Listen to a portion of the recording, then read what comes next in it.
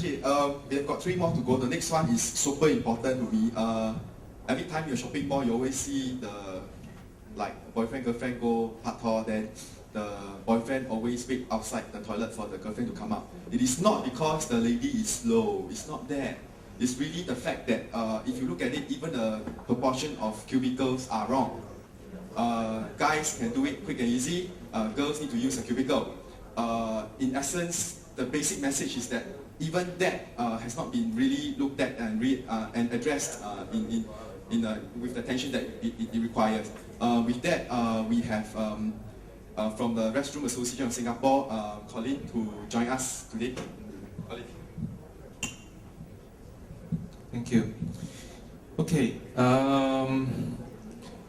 this short presentation I won't be able to cover as much as I like to because of the time constraint.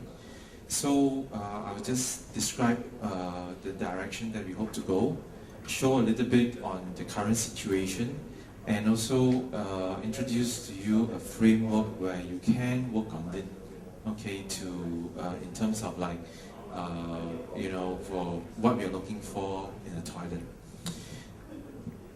The environment influence our behavior on our behavior in our public toilets. I think that's the first thing we need to know. All right. If we go to a hotel toilet, we tend to behave very differently compared to a coffee shop. All right. So we are picking toilets for you to redesign that has some social impact. Okay, because there are many different types of toilets in Singapore. All right, and so we have like shopping centers, we have parks, okay, and we have coffee shops, we have industrial buildings, and so on and so forth. So for this competition, we want to be more focused and to have we pick 2 categories. They are industrial buildings, all right, industrial toilets to be exact, and coffee shops. Okay. So the other thing that you need to take note is that when you go inside a toilet, you can sort of categorize it like an assembly line. Okay, you go to the toilet, you need to go and pee, you need to go and poo. After that, you need to go and wash your hands. All this has an impact on the design. Means that the first thing you look at is layout. Okay. The second you look at is the fitting and fixtures of each station that you go to. Means that when I go to the cubicle, there's so many things in the cubicle that has an impact on what we do and how we behave.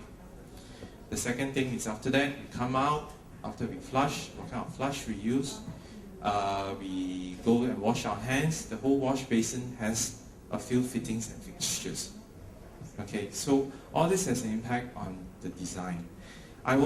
You can also see that when I talk about this design, I won't go into very much into aesthetics or what color, and how it looks like in terms of that, because I'll leave it to the experts, which is all of you here.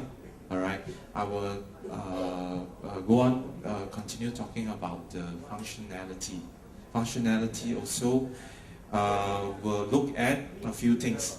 One of the things is cost effectiveness. All right, means that when we talk about design, it has to be cost effective to be implemented. I mean, we like to have ideal designs, but it's also very important that it is sustainable. This applies to the materials used and also the fitting and fixtures that comes with it. The second thing that we are looking at is to withstand wear and tear. Okay, as you can see here, I'll take the wear and tear part is very much so in all toilets. I will now go into this example of industrial toilets. Okay, wear and tear. You have next slide, please.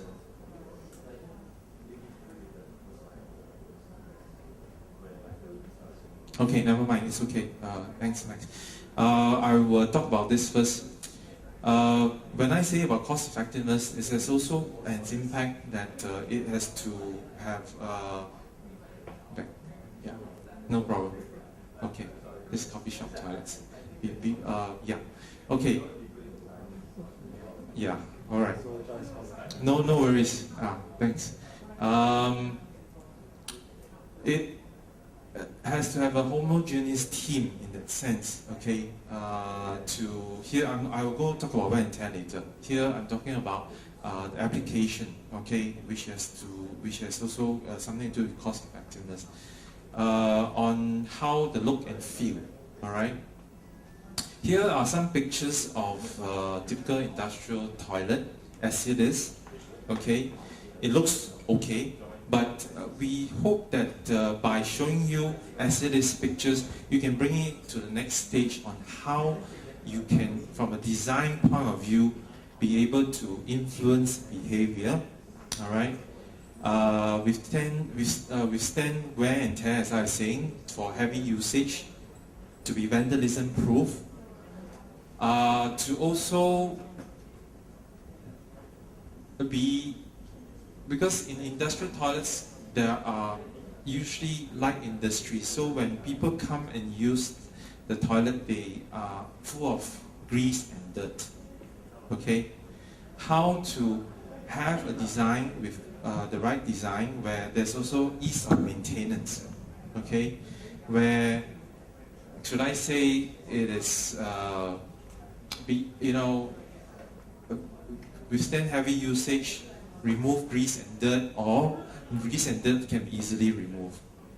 Okay, so these are some of the considerations that we would like you to take into account. Okay, so that's the direction.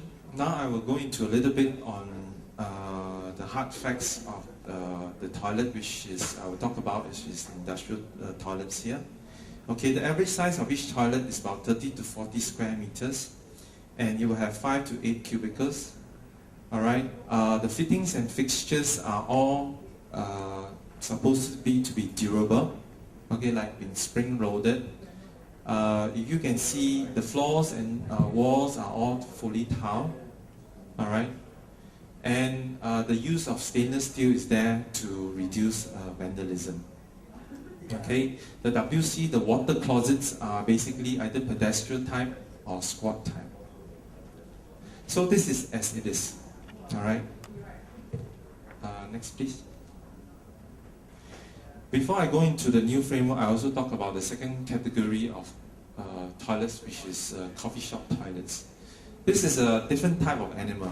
If you say industrial toilets has also quite a homogeneous look and feel because the people using it are also more homogeneous. Coffee shops, the use of it comes from all walks of life. We tend to avoid it if we can because of the reputation of coffee shops.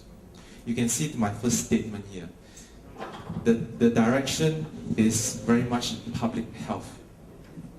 Okay, so you have to create an environment whereby we hope that everyone, including the stallholders, okay, and you will find the ambience environment good to use, easy to use. Of course, to qualify, okay, design alone is not, makes a clean toilet, all right. But we believe that it is a very, very important start. Okay. Of course, the other percentage that comes in is the cleaning and maintenance. But having thought about that, cleaning and maintenance, the ease of cleaning and maintenance also comes back to design. All right, next slide, please. The challenge for coffee shop toilets is that basically it's the space constraint as opposed to industrial toilet. Okay, it's open for long hours, minimum maintenance. All right, and what's more is the place opens for long hours and sometimes hampering the cleaning process. Next, please.